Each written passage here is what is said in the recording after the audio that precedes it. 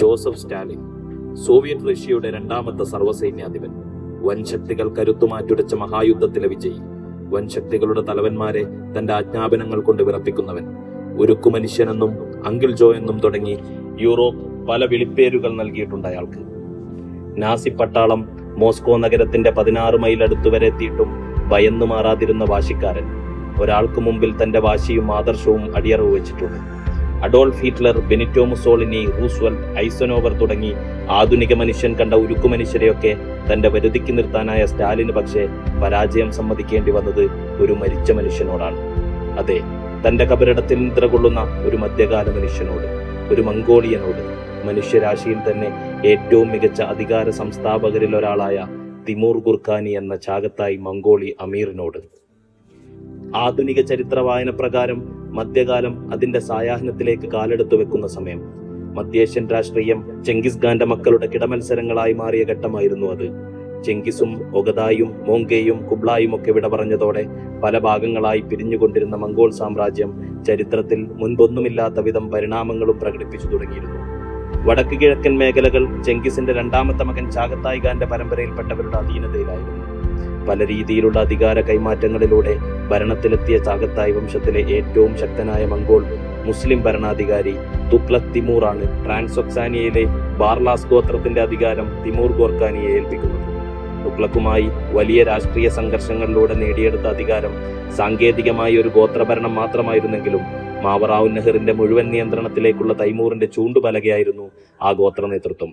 സ്വാഭാവികമായ തകർച്ചയെ അഭിമുഖീകരിച്ചിരുന്ന മംഗോൾ അധികാര സ്ഥാപനങ്ങൾക്ക് ഒരു ആശ്വാസം കൂടെയായിരുന്നു തുഗ്ലക് തിമൂർ.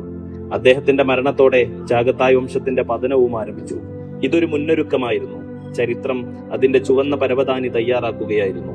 കാലത്തിന്റെ ചക്രവാളത്തിൽ നിന്ന് ചെമ്പരവതാനി ചവിട്ടി കടന്നു വന്ന എല്ലാ വീരന്മാരെയും അത് സൗകര്യങ്ങൾ കൊണ്ടും വിരുന്നൂട്ടിയിട്ടുണ്ട്. ഇവിടെയും അത് തന്നെയായിരുന്നു. കടന്നു വന്നവൻ പതിവ് പോലെ ഒരു ദർബാറിലെയും അമരക്കാരനല്ലായിരുന്നു. എല്ലാവിധത്തിലുള്ള സംഘർഷങ്ങളെയും നേരിട്ടവനായിരുന്നു. അറബികളെയും മംഗോളികളെയും ഉസ്ബക്കുകളെയും തജിക്കുകളെയും ഫാർസികളെയും തോൽപ്പിക്കേണ്ടവനായിരുന്നു. അതെ, മനുഷ്യ ചരിത്രത്തിൽ തന്നെ ഏറ്റവും കഴിവിറ്റവരിലും ക്രൂരരിലുമായി അറിയപ്പെട്ട അമീർ തിമൂർ എന്ന വിഖ്യാതനായ പോരാളിക്ക് ഇവിടെ ചരിത്രം വഴിയൊരുക്കുകയായിരുന്നു. അവസാനത്തെ ഗോത്രീയ ജേതാവിന് വഴിയൊരുക്കുന്നതിലൂടെ ആധുനികതയിലേക്കുള്ള കാൽവെപ്പായിക്കൊണ്ട്. വളരെ കുറഞ്ഞ ആധികാരികമായ വിവരങ്ങളെ തിമൂറിന്റെ ബാല്യകാലത്തെപ്പറ്റി ലഭ്യമായതുള്ളൂ.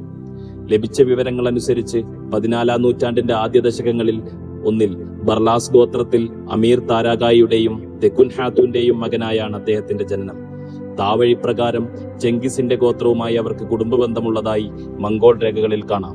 പക്ഷേ ചെങ്കിസുമായി നേരിട്ട് ബന്ധമൊന്നുമുള്ളതായി കാണുന്നുമില്ല. ചെറുപ്പകാലത്തെ സംബന്ധിച്ച് അവ്യക്തമായ കുറച്ച് കഥകൾ മാത്രമേ ലഭ്യമായതായുള്ളൂ. കൗമാരത്തിൽ യോദ്ധാവായി മാറുകയും ശക്തമായ ഒരു സംഘത്തിന്റെ നേതാവാകുകയും ചെയ്തു. ഒരു കളവുമായി ബന്ധപ്പെട്ട് കാലിൽ അമ്പേൽക്കുകയും അതിൽ പിന്നെ മുടന്തനായി എന്നും പറയുന്നുണ്ട്. പൂർണ്ണമായി വിശ്വാസയോഗ്യമല്ല. വൈകല്യത്തെ അലങ്കാരമാക്കുക എന്നത് ചരിത്രപുരുഷന്മാരുടെയൊക്കെ ശീലമായതിനാൽ തന്നെ തിമൂറും മുടന്തിനെ ഒരു യോഗ്യതയായി കൊണ്ടു നടന്നു. മുടന്തില്ലാത്ത ലക്ഷക്കണക്കിന് ആളുകളെക്കാൾ ജീവിച്ചിരിക്കാനുള്ള യോഗ്യതയായി. കൗമാരത്തിലെ തിമൂർ കുറച്ചുകൂടെ പ്രത്യക്ഷനായിരുന്നു. തുഗ്ലക്കുമായുണ്ടായിരുന്ന പ്രശ്നങ്ങളും ഒടുവിൽ അധികാരം കൈയാളുന്നതുമൊക്കെ ആ ഘട്ടത്തിലായിരുന്നു. തുഗ്ലക്കിന്റെ മരണം തിമൂറിലെ അധികാരിയെ ഉണർത്തി. സ്വതവേ ദുർബലരായിരുന്ന തുഗ്ലക് തിമൂറിന്റെ മക്കൾക്ക് തിമൂറിന്റെ പടയോട്ടങ്ങൾക്ക് മുമ്പിൽ പിടിച്ചു നിൽക്കാനായില്ല. തുഗ്ലക് മരിച്ച 8-ാം വർഷം തിമൂർ ട്രാൻസൊക്സാനിയയുടെ മുഴുവൻ ഭരണാധികാരിയായി അധികാരമേറ്റു. അമൂദാരിയ നദിക്കരയുടെ അധിപനായിക്കൊണ്ട്. പിന്നീട് നടക്കാനിരുന്ന രക്തരൂക്ഷിത പടയോട്ടങ്ങൾക്ക് ആദ്യപടിയായിക്കൊണ്ട്. അധികാരത്തോടുള്ള അടങ്ങാത്ത ആഗ്രഹം, ക്രൂരത, രക്തക്കൊതി തുടങ്ങിയ വിശേഷണങ്ങൾ പക്ഷേ പല ചരിത്രകാരന്മാരും തിമൂറിന്റെ മറ്റൊരു വശത്തെ മറച്ചുവെക്കാൻ ശ്രമിക്കാറുണ്ട്. ചിലർ അറിഞ്ഞുകൊണ്ടോ ചിലർ അറിയാതെയോ അങ്ങനെ സംഭവിച്ചിട്ടുണ്ട്. മുസ്ലിം ചരിത്രത്തിലെ എന്നല്ല, മനുഷ്യ ചരിത്രത്തിലെ തന്നെ ഏറ്റവും മികച്ച അധികാര സംസ്ഥാപകരിൽ ഒരാളായിരുന്ന, അല്ലെങ്കിൽ നയതന്ത്രജ്ഞരിൽ ഒരാളായിരുന്ന അദ്ദേഹം എന്നത് മറച്ചുവെക്കുക എന്നുള്ളത് ഒരു യൂറോപ്യൻ ശീലമാണ്. തിമൂറിലെ അധികാരക്കൊതിയൻ തിമൂറിലെ വിവേകിയെ കീഴടക്കിയിരുന്നില്ല എന്ന് നമ്മൾ മനസ്സിലാക്കേണ്ടിയിരിക്കുന്നു. എന്നിരുന്നാലും പിന്നീട് നടന്ന പടയോട്ടം മനുഷ്യ ചരിത്രത്തിലെ മറച്ചുകൂടാനാവാത്തൊരു രക്തരൂക്ഷിതമായ വിപ്ലവം തന്നെയായിരുന്നു. ചാഗത്തായ് പ്രവിശ്യ പിടിച്ചടക്കിയ ശേഷം പടിഞ്ഞാറോട്ടായിരുന്നു തിമൂറിന്റെ കണ്ണ്. വളരെ വേഗത്തിൽ ചലിക്കുന്ന ശക്തമായൊരു സൈനിക നിര തിമൂറിന്റെ വലിയ പ്രത്യേകതയായിരുന്നു. അതിനാൽ തന്നെ പടയോട്ടങ്ങൾ വളരെ വേഗമാർന്നതായിരുന്നു. ബൽഹും ഹീറത്തുമൊക്കെ അധീനതയിലാക്കിയ തിമൂർ ഖുറാസാൻ തന്റെ അടുത്ത ലക്ഷ്യമായി കണ്ടു. 1000-ഓളം കുതിരപ്പടയുമായി തിമൂർ ഖുറാസാനിലേക്ക് തിരിഞ്ഞു. വിജയമെന്നത് അവകാശമായി കൊണ്ട് നടന്ന ചെങ്കിസിന്റെ ബന്ധു വളരെ പെട്ടെന്ന് മുസ്ലിം മധ്യലോകത്തെ വരുതിയിലാക്കി. മധ്യപൂർവേഷ്യയും അദ്ദേഹത്തിന് വലിയ വെല്ലുവിളിയായിരുന്നില്ല. വഴിക്കുള്ള വിജയങ്ങൾ തിമൂറിനെ അന്ധനാക്കിയിരുന്നില്ല എന്നതിന്റെ തെളിവായിരുന്നു ദമസ്കസ് കീഴടക്കുന്ന സമയത്ത് അദ്ദേഹം ലോകപ്രശസ്ത ചരിത്രകാരൻ ഇബ്നു ഖൽദൂനെ കണ്ടതും അവർക്കിടയിലുള്ള സംഭാഷണവും. മഗ്രിബി ദേശത്തെക്കുറിച്ച് തിമൂർ വളരെ കൗതുകത്തോടെ അദ്ദേഹത്തോട് ചോദിച്ചറിഞ്ഞതായി കാണാം. താൻ കാണാത്ത ദിക്കുകളെക്കുറിച്ച് അറിവുള്ളവരോട് ചോദിച്ചറിയുക എന്നത് നല്ലൊരു വിവേകിയുടെ ലക്ഷണമാണ്. മധ്യേഷ്യയിലും ലെവന്റിലും മംലൂക്കുകളെ പരാജയപ്പെടുത്തിയ തിമൂർ തുർക്കിയിൽ ഓട്ടോമന്മാരുമായാണ് പോരാടിയത്. അങ്കാറയിൽ വെച്ച് സുൽത്താൻ ബയേസിദിന്റെ സൈന്യത്തെ തോൽപ്പിച്ച തിമൂർ ആദ്യമായി ഒരു ഓട്ടോമൻ സുൽത്താനെ തടവിലാക്കിയ ആൾ എന്ന ബഹുമതിയും നേടി. തന്റെ സാമ്രാജ്യത്തിന്റെ വടക്കോട്ട് പലതവണ സൈന്യവുമായി പോയെങ്കിലും റഷ്യൻ മേഖലയിലെ അധികാരം നിലനിർത്താൻ അദ്ദേഹത്തിനായില്ല. ആകഭരണത്തിന്റെ 90% കീഴടക്കലുകളിലും പോരാട്ടങ്ങളിലുമായിരുന്നെങ്കിലും ഭരണനിയന്ത്രണത്തിലും വലിയ കഴിവ് അദ്ദേഹം പ്രകടിപ്പിച്ചിരുന്നു. 1405 മരണം സംഭവിക്കുന്നത്. ചൈനയിലേക്കുള്ള സൈനിക നീക്കത്തിനിടയ്ക്ക് രോഗിയായ അദ്ദേഹം രോഗക്കിടക്കയിൽ കിടന്ന് മരണമടയുകയായിരുന്നു. തന്റെ തലസ്ഥാന നഗരിയായ സമർക്കന്ദിൽ തന്നെയാണ് സംസ്കരിച്ചത്. 36 വർഷത്തെ പടയോട്ടത്തിൽ തിമൂർ നേടിയത് എന്തൊക്കെയാണെന്നത് വളരെ അത്ഭുതപ്പെടുത്തുന്ന ഒന്നാണ്. പടിഞ്ഞാറ് തുർക്കി, ഈജിപ്ത് തുടങ്ങി കിഴക്ക് ചൈന അതിർത്തി വരെ, തെക്ക് ഇന്ത്യ മുതൽ വടക്ക് റഷ്യൻ അതിർത്തി വരെ, അതിനുശേഷം ചരിത്രത്തിൽ ഇന്നേവരെ മറ്റൊരു ഭരണാധികാരിക്കും ഏകീകരിച്ച് ഭരിക്കാനാവാത്ത ഭൂപ്രദേശമായിരുന്നു തിമൂർ കീഴടക്കിയത്. അതിനിടക്ക് മാനവരാശിക്കും വലിയൊരു സേവനം ചെയ്തതായി പറയപ്പെടുന്നു. 17 ദശലക്ഷം പേരെ കൊന്നൊടുക്കിയതിലൂടെ ജനസംഖ്യാ നിരക്ക് നിയന്ത്രിക്കാനായി എന്നത്. ഇനി സ്റ്റാലിനിലേക്ക് വരാം. 1941 ജോസഫ് സ്റ്റാലിൻ മിഖായേൽ ഗെരാസിമോവ് എന്ന പ്രശസ്ത സോവിയറ്റ് നരവംശാസ്ത്രജ്ഞനെ ഒരു ചുമതല ഏൽപ്പിക്കുന്നത്. അമീർ തിമൂറിന്റെ ഭൗതിക ശരീരത്തെപ്പറ്റി ഗവേഷണം നടത്താനായിരുന്നു ഇത്. വിവരം സമർക്കന്ദിലെ പരിസര പ്രദേശങ്ങളിലെ ജനങ്ങൾ അറിഞ്ഞപ്പോഴേ പ്രശ്നം ആരംഭിച്ചു. തിമൂറിന്റെ കബറിടം തുറക്കുക എന്നത് അവർക്ക് ഭീതിതമായ ഒരു കാര്യമായിരുന്നു. എന്നാൽ സ്റ്റാലിനെ ഭയന്ന ആളുകൾ എതിർക്കാനും പോയില്ല.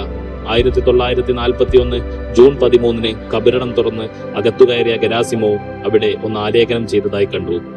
ആരെങ്കിലും എന്റെ കബറിടം തുറന്നാൽ എന്നേക്കാൾ മോശപ്പെട്ട ഏകാധിപതിയാൽ അവർ ആക്രമിക്കപ്പെടും എന്നായിരുന്നു അത്. സ്വാഭാവികമായും മധ്യകാല അന്ധവിശ്വാസങ്ങളോടുള്ള പുച്ഛത്തോടെ അവർ അതിനെ അവഗണിച്ചു. അങ്ങനെ നൂറ്റാണ്ടുകൾക്കു ശേഷം തൈമൂറിന്റെ ഭൗതിക ശരീരം മോസ്കോ നഗരത്തിലേക്ക് യാത്ര ചെയ്തു. 3-ാം നാൾ, അതായത് ജൂൺ 22, റഷ്യൻ ജനത ഉണരുന്നത് ഒരു ഉൾക്കിടലത്തോടെയാണ്. ജർമ്മൻ സർവാധിപതി അഡോൾഫ് ഹിറ്റ്ലർ റഷ്യക്കെതിരെ യുദ്ധം പ്രഖ്യാപിച്ചിരിക്കുന്നു.